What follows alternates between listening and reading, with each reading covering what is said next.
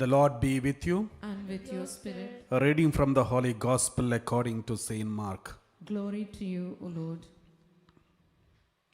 The disciples had forgotten to take any food, and they had only one loaf with them in the boat.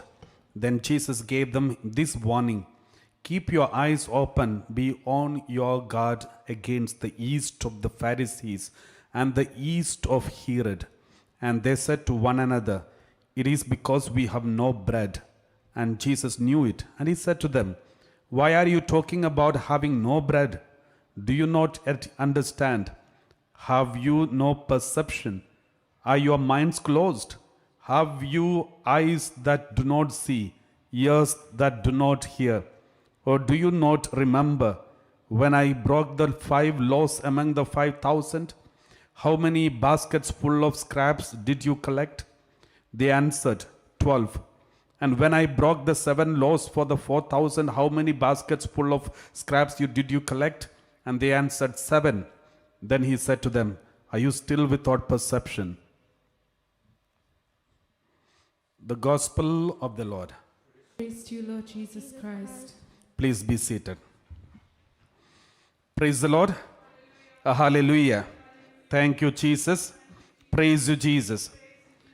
My dear brothers and sisters, we just heard Jesus is warning the disciples and say, be on your guard against the yeast of the Pharisees and Sadducees and yeast of the Herod. The yeast means, so there are so many meanings for this, but primarily God wants to warn them about the hypocrisy and also a kind of deceiving in the name of Word of God, deceiving you and dividing you and leading you to wrong things instead of looking into the right thing, but leading you to the wrong thing. So here there is something very important. When the disciples and Jesus started a journey, they forgot to take the food. Normally they used to carry the food for the whole company, whole group of people, but that day they forgot to take the food. And they did not tell these things to Jesus. They were afraid and they were disturbed that they forgot to take the food. They knew Jesus will come to know and Jesus may correct them, because Jesus was not hesitant in correcting his disciples. That is why we see here and there the disciples are afraid to tell certain things to Jesus. They have that fear, reverential fear. So, though they were living together for 3 years, sleeping in the same place, in the same house, food also same together, everything was together. Jesus was the master, loving, compassionate, but still they had some fear inside of them, and especially to speak certain things. So here they were aware of the lack of food and they were afraid to tell these things to Jesus. And then suddenly Jesus said something. He said, keep your eyes open, be on your guard against the yeast of the Pharisees and the yeast of the Herod. The moment Jesus said, be careful, be aware of it, and be on your guard, suddenly they thought something physical. But Jesus was speaking about the spiritual attack that can come upon them. And then they were worried about the physical attack. Jesus is warning them about the spiritual, in the inside, the spiritual attack that they may get. But they were worried about the physical attack. What is physical attack means? Lack of food, lack of job, lack of protection, lack of some blessings. And there are so many things which are considered as the physical blessings. And they were afraid, they were focused on that. They thought Jesus is warning them about the physical attack or something lacking physically. But Jesus was speaking about spirituality, the spiritual attack. Spiritually, what is going on inside of you. And then Jesus came to know they are misunderstanding his teaching. Then Jesus said, why are you worried about the physical aspect? If you don't have food, if you forgot the food, tell me, I will give you food. Don't you remember for 5,000 people, we multiply 5 loaves of bread for 5,000 people and 7 loaves for 4,000 people? If you really need of some physical blessing, material blessings of your food, shelter, job, and many other healing, miracles, all these things, it is in my control. I can just give it to you whenever you want. You don't need to worry about it. Then what are you supposed to worry about? What is going on inside of you? Your spirituality. Do not be deceived by Herod or Pharisees. Do not be controlled by them. Don't submit yourself to the wrong teachings of these people. So these are the things which Jesus told them. You be worry about those things because these are not under my control. It's under your control.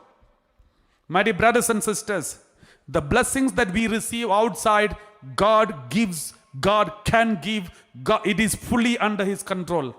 But your spirituality, your holiness, your willingness to surrender Him totally to the Lord, it is under your control. And that is what Jesus is worried about. He's not worried about lack of food. He's not even worried about the windstorm. When the windstorm was very powerful windstorm attacked Jesus, the disciples were worried. They said, Jesus, are you allowing us to perish? Then Jesus got up and He calmed the sea. And He was so disturbed by them. He was so hurt by them, not by the windstorm. And said, have you no faith? See, when there is a big windstorm, and suppose if we are sleeping there, suddenly when we get up, we are not supposed to worry about the way the people are crying, but we are supposed to be worried about the heavy wind that is attacking us. Normally, when we get up, suddenly there is a windstorm, terrible windstorm, and so many people are crying. We won't be looking at the people who are crying and we are not disturbed about them because that is quite natural.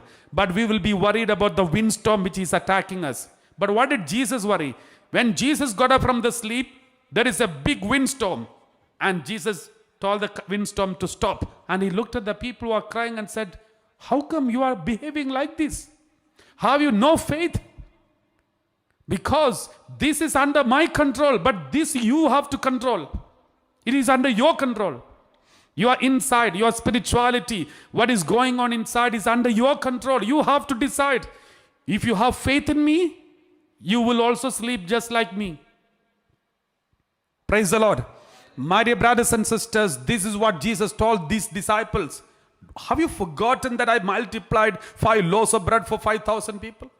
Now you are still worried about food. Oh, we don't have food. I can make bread for 5,000 people from this 5 bread. Because here it is mentioned, Jesus gave them this one. They had only 1 loaf of bread. We read like this, Gospel of Mark chapter 8 verse 14. Gospel of Mark chapter 8 verse 14, we read like this. Now the disciples had forgotten to bring any bread and they had only 1 loaf with them in the boat. That one is enough. Because if Jesus can make 5 into 5,000 people, this 1 into 13 people is very easy for them. Is very easy for Jesus.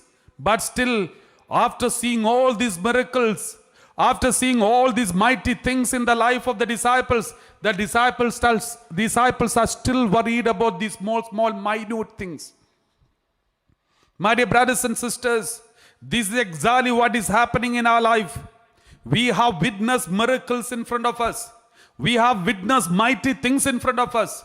But still, we are still worried about a small job that we have lost. A small promotion that we are missing. A small money that we are lacking. My dear brothers and sisters, therefore God says, don't worry about all these things. It's all under my control. I will do the best for you. But there are certain things which are under your control, which you have to be very careful. Otherwise, because of these things, all the blessings can be blocked. Praise the Lord. Remember, who gave paradise to Adam and Eve? God gave them paradise, the best of everything God gave. How did they lose it? Is it God who punished them and taken away? No, it is their sin that took it away. It is their sin that took it away. How did Eve commit sin? We were discussing and reflecting about it in these last so many days. I'll give you a small process of the sin. The first one. One day, every day, Adam and Eve, husband, wife, together with God, they used to go for morning walk, evening walk. They used to see God face to face. They used to talk to God every day. There was connection. They were always in the presence of God. But one day, Eve decided, I'm bored of these two guys. Let me walk alone. And she started walking alone one day without the presence of God, and maybe without the presence of a husband. And she was alone. And then that day, she entertained a third party. The first step of sin, the first step to commit sin, the first step, the moment you go away from the presence of God, sin starts. The first step starts when you distance yourselves from God. The sin starts. The moment you distance yourself from God, the sin starts. What happened to prodigal son? Prodigal son felt, Father's house is boring. Let me go to another place. He found the world is more attractive than the Father. When he found the world is more attractive than the Father, then the first step happened. Sometimes we also feel everything connected to spirituality is boring for us. Bible reading, boring. Live streaming, boring. And reading Bible, praying together in the family, boring. Sunday Mass, boring. When we feel boring, that is a clear sign the first step already started. The second step, then once you feel boring, you will slowly separate yourself, at least in your mind. May not be physically, but at least in your mind, you will separate yourself from God.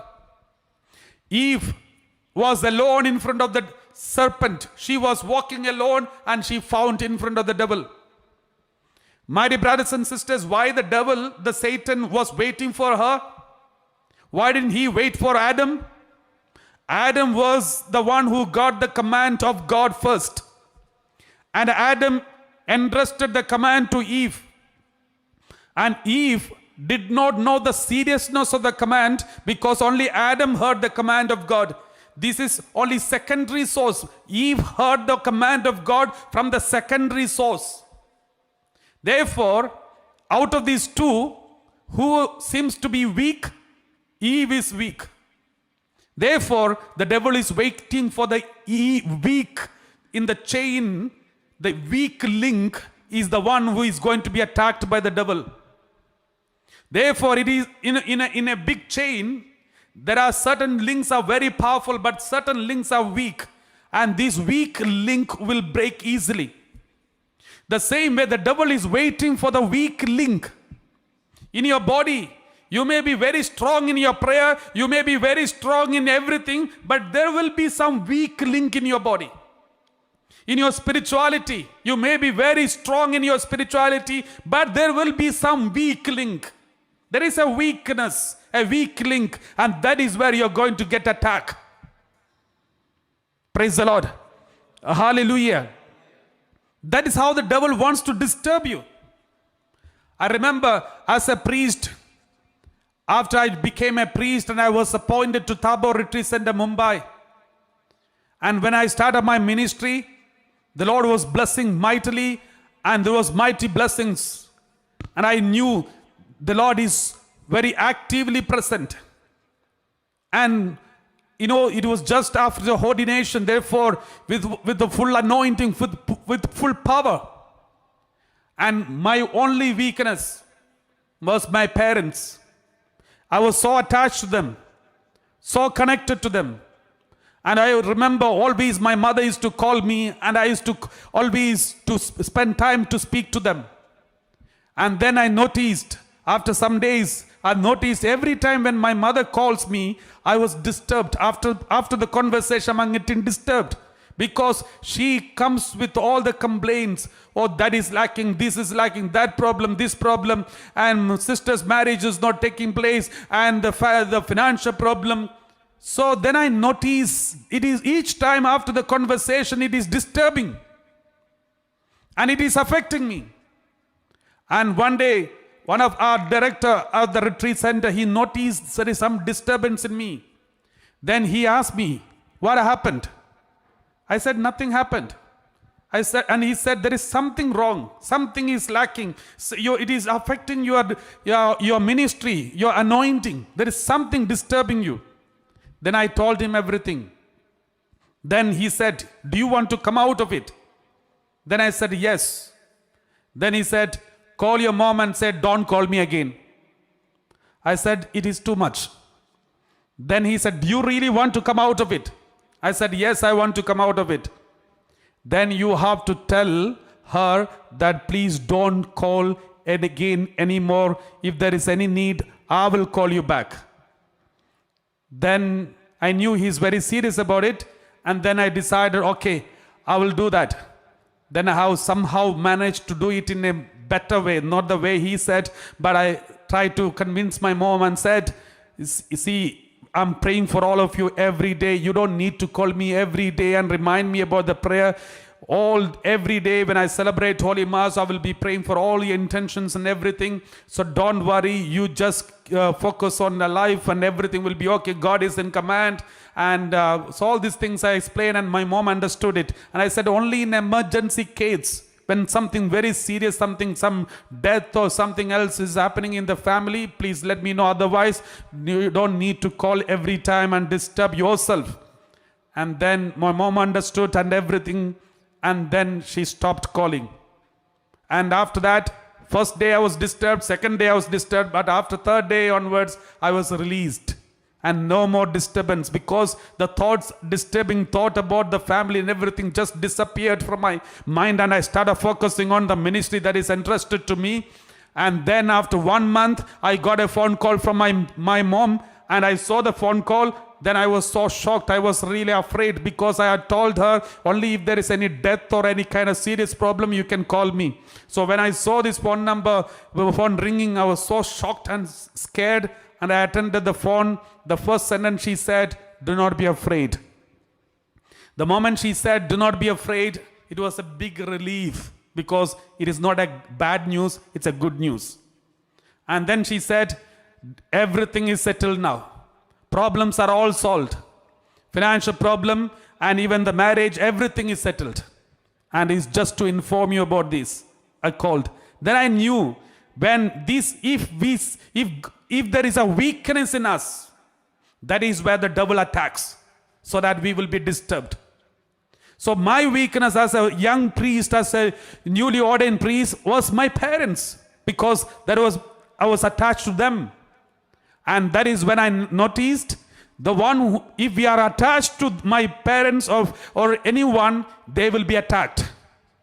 That is easy way to disturb me and my ministry. Because when the devil cannot come and attack face to face, this is what he does. When devil knew Adam is strong, because Adam got the message directly from God. So Adam knows the seriousness of it, because Adam saw when God was giving his commandment, Adam was looking at the face of God and he knew God is very serious about it. Therefore, he will never ever dare to do that unless he has some company to commit sin. Many people are like this. They don't commit sin alone. They will make sure they have some company along with them. Just like Lucifer, when he fell down, he took 1/3 of the angels also along with him. If the other angels were not ready to come with him, I don't know whether he will come down. My dear brothers and sisters, but Eve did not see the face of God when God commanded. Eve got the message, a secondary source. My dear brothers and sisters, why we don't take the command of God seriously? Because this command, we did not get it directly from God. We got it from our parish priest or catechism teacher or somebody else who taught us Bible. That is how we got the command of God in front of us. And that is why we don't take it seriously. If we don't take it seriously, It is because we don't value Jesus, the command of God. That is dangerous, because when we don't value the command of God, when we don't take it seriously, and that is where our link gets weakened, and that is when the evil one has got access into our life. Praise the Lord. We have to examine our conscience and examine our life during this Lenten season. We are going to examine one by one every aspect of our life and try to find out the weak links of our life. Once we know these are the areas where we are weak, then we have to give special attention to that area. If Adam knew Eve is weak, Adam would not have left Eve alone. It is the duty of Adam to take care of the one whom he is entrusted with. But Adam forgot. He was busy sleeping. And then that was the time she fell into sin and encouraged him to commit sin. And he fell into the same sin. My dear brothers and sisters, that is why today's gospel, Jesus told the disciples. Jesus knew these disciples are weaklings. You know, if you look into the life of Jesus, especially if you read the Gospel of John, the first 11 chapters, almost around 11 chapters, miracles after miracles, 7 miracles are mentioned in the first 11 chapters. And all the first 11 chapters are teaching of Jesus to the people. Jesus is busy going around and preaching, evangelizing. But from 12 onwards, the last chapters of Gospel of John, Jesus is busy teaching his own disciples. One by one, taking them, teaching them. Some of them are having division, confusion, anger, irritation. One is interested in betrayal. Another one is interested in money. Another one wants positions. So, problems after problems among the disciples. Initially, the problem was from outside. But later, problem is inside. So, he spent a lot of time. If you read the Gospel of John, the rest of the chapters from 12 onwards, all the chapters are dealing with the disciples. Jesus is spending a lot of time in clearing them, cleaning them, cleansing them, giving them advice. And one whole chapter, Jesus is praying to the Abba Father for the disciples. Only for the disciples. Not even for the Pharisees and Sadducees, but Jesus was praying for the disciples. Why? Because Jesus knew they are weak. He wanted to protect them. It is our duty when we find somebody in our community, somebody in our family is weak. Some are very strong in spiritual life, but some are weak. Don't attack you're good for nothing, you never go to prayer, you are useless, God hates you because you never pray. If you do like these, they will become more weakened. But instead, these are the people who should get special attention, special love, special care, special protection, and special prayer from all of you. For example, we read in the Bible many a time, for example, out of the 12 disciples, who was the weakest? There are some who are weakest out of all the 12 disciples. One of them, of course, Peter was the weakest. And more than that, John and James were weakest ones. Why weakest? Because they were young, energetic, very powerful, ready to do anything for Jesus. And Peter also, ready to do anything for Jesus. When at the time of Gethsemane, Peter took the sword and attacked one person. The only sword they have. With that sword, he is trying to attack the whole army. But at least he attacked only one person, and since he was not used to this sword, he is used only with the net. And by mistake, it did not touch any part of the body of the person, but only one ear is gone. Because no aim. Because he only has the aim to catch the fish, not people. And then thank God, Jesus healed that man. What does it mean? He's weak. This man is weak. And another man, John and James, who are they? They one day when Jesus was going through a Samaritan village, the Samaritans did not accept Jesus. They rejected Jesus. Jesus kept quiet. All the other disciples also kept quiet because Jesus kept quiet. And they were following Jesus. Suddenly, John and James came together and said, Jesus, this is injustice. How dare they block you? How dare they don't allow you to preach there? So we are going to command in the name of Jesus. In your name, we are going to command, therefore, let there be fire come and consume the whole village. They were worse than terrorists. Remember, even Bin Laden wanted to destroy only 2 buildings, the Twin Tower. But here, these John and James wanted to destroy the whole village. Then Jesus somehow managed to quote them and said, calm down, calm down. So somehow Jesus saved the Samaritans. But remember, my dear brothers and sisters, that day Jesus knew these are terrible creatures. They need special attention. They are weaklings. That may be the reason out of 12 disciples, these 3 were always close to Jesus. Jesus, make sure, don't leave these 3 with them, because the others also will be spoiled. Better be with me so that they will be cleansed. Whenever he went to Mount Tabor, Gethsemane, any place where Jesus went, he made sure Peter, John, James together with him, because leaving them alone behind, dangerous. My dear brothers and sisters, Jesus knew the weak links in his disciples. He strengthened them. He made sure he took them along with him. He made them to pray. He made them to see the miracles. He made them to see his pain. Even in the Garden of Gethsemane, he made them to kneel down and do intercede. And he made them to see the way Jesus is praying and shedding blood. My dear brothers and sisters, there are so many weak links in our family. Our children, some of them deny God, question God, doubt God. There are so many reactions in their life. Don't hate them, don't hurt them, and don't ever say, oh, these children are very good, these children is useless. I remember one day, one family, when I went to that family, that mother was introducing, Father, this is my elder son, very good.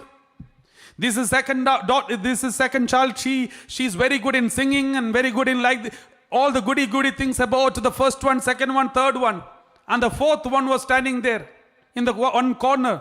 And she's looking at him and said, Father, he is good for nothing. Useless fellow, disobedient. Take him to the seminary. My dear brothers and sisters, this is how we treat people. When we know somebody is weak link, that is when we need to give them more attention, more care, more support, and you can change them. Praise the Lord. This is very important. That is why the devil knew Eve is weak, and he was waiting for an opportunity. Every day devil used to come, move around and watch. And when he watched, he sees Adam and Eve walk together, always together. And sometimes God is also with them. So devil knew no option, no choice. One day he was successful in finding her alone, and that day they started entertaining each other. A conversation,